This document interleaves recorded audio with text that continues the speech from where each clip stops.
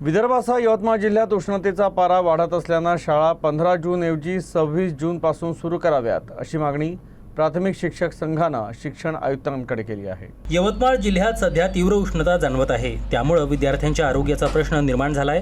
प्राथमिक शिक्षक संघानं शिक्षक आयुक्त सचिंद्र प्रताप सिंग यांना निवेदन देत शाळा उशिरा सुरू करण्याची मागणी केली। तांडा आणि वस्ती भागातील विद्यार्थ्यांना 1 ते 2 किलोमीटर पायी जावं लागतं, तसेच पत्राच्या वर्गखोल्यांमुळे उकाडा वाढतो असं संघानं सांगितलं। जून महिन्यातील तापमानाचा आढावा घेऊन निर्णय घेण्याचं आश्वासन शिक्षक आयुक्तांनी दिलं आहे।